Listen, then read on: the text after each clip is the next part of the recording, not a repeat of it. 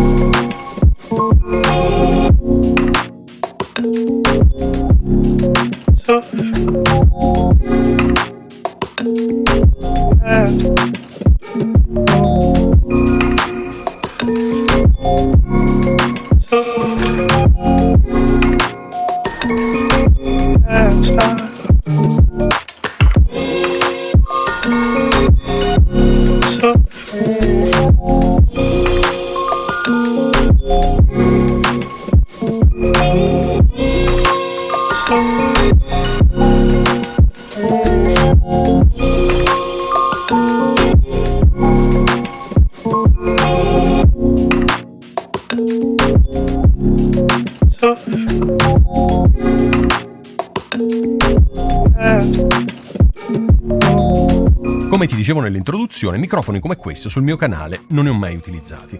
Avevo prima di iniziare questo canale YouTube un Sennheiser MKE 600 se non ricordo male, ma non ci ho mai fatto un video perché ovviamente l'ho dato via prima di iniziare questo canale. Comunque, questo qui è un microfono shotgun, ok? È un microfono, come vedi, abbastanza lungo, anche se ce ne sono altri ancora più lunghi. Questo microfono è un microfono a condensatore che sul suo corpo ha 3 switch. Il primo switch è per spegnerlo, quindi off.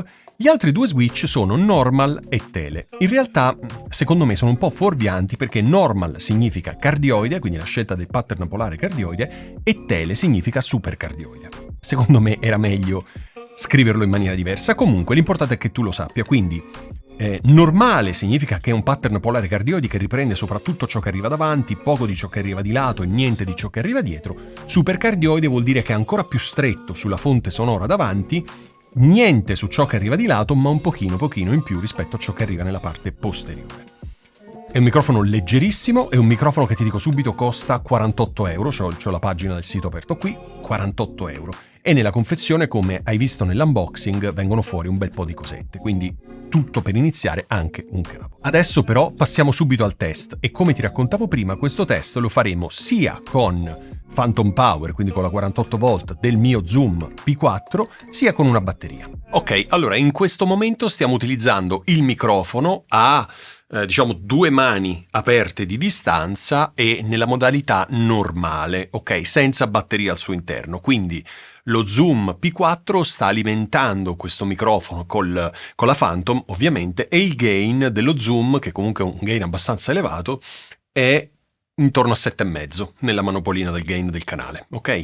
Quindi quello che stai sentendo è il microfono che è fuori dall'inquadratura, appena fuori dall'inquadratura, che punta verso la mia bocca ed è posizionato come di solito utilizzo il T-Bone SC140, che è il microfono che utilizzo in questa postazione. Ce l'ho qui davanti a me, fuori dall'inquadratura. Quindi questo qui è il suono.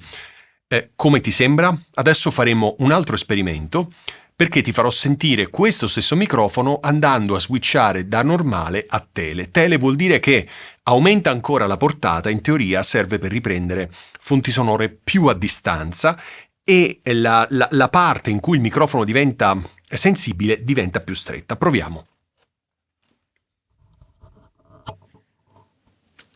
Ok. Allora, in questo momento vedo che il gain è aumentato, quindi provo a diminuirlo. Prova, prova, è ancora molto forte. Prova, prova, prova. Allora, adesso l'ho messo a 7. Quindi diciamo l'ho abbassato di una mezza tacca. Prima era 7,5, tra 7 e 8 adesso è 7. Sì. Come senti il suono? Il suono è abbastanza diverso. In realtà, dal mio punto di vista, andandolo a testare, ho notato che questo microfono con lo switch attivato su tele introduce un po' più di rumore di fondo. Quindi lo preferisco, diciamo, visto che io comunque ce l'ho fuori dall'inquadratura, ma appena fuori, non a metri di distanza, preferisco la versione normale, quindi lo switch posizionato su normale. Adesso però facciamo il test andando a inserire la batteria all'interno del microfono ed eliminando la Phantom sul P4.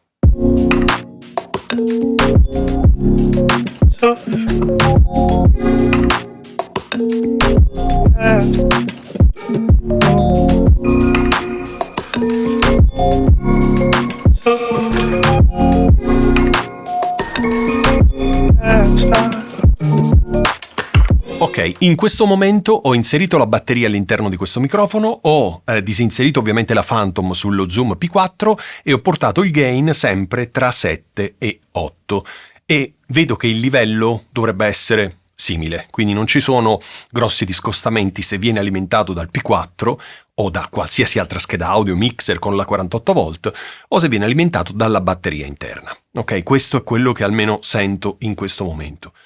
Proviamo adesso a switchare su tele. Fatto. E provo a riportare il volume a 7. Ok, adesso il volume è a 7. Ecco, questo mi sembra un po' più basso. Lasciamolo tra 7 e 8. Allora, ho notato questo. No, adesso è troppo forte. Ho notato che in tele...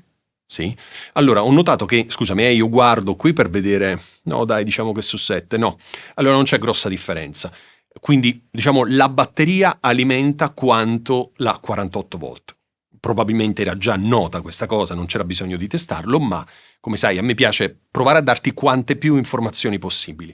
Quindi questo microfono può essere utilizzato anche da dispositivi che non hanno la 48 volt, immagina la macchina fotografica, che alimenta questo dispositivo, non gli riesce a dare la 48 volt, per cui la batteria interna sopperisce a questo. E secondo me è veramente molto molto comodo, soprattutto il fatto che questo strumento abbia una batteria intercambiabile e non la batteria interna, perché sì, comodissimo, lo attacchi USB-C al computer o alla corrente, la carichi e te la porti con te, ma quando si scarica, se non hai un power bank, se non hai una presa della corrente, è un problema. Invece portarsi 2 o 3 batterie stilo con sé e risolve il problema. Ok, quindi è questione di approccio, di comodità, però insomma questo ce l'ha intercambiabili e va bene così.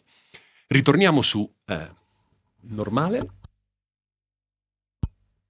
Ok, adesso siamo nella modalità normale sempre con la batteria.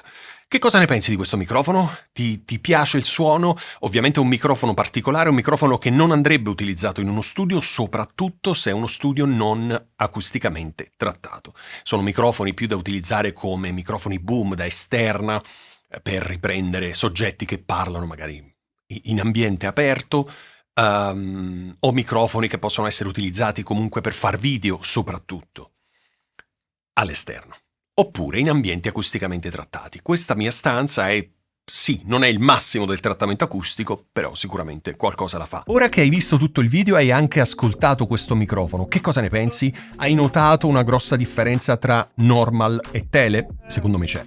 Hai notato una grossa differenza quando lo alimentiamo con la Phantom e quando lo alimentiamo con la batteria?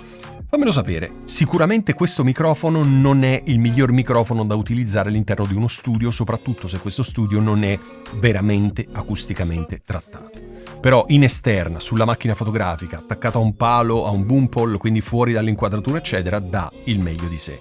È un microfono economico, ben costruito e secondo me può essere una bella alternativa ai classici microfoni che magari già possediamo.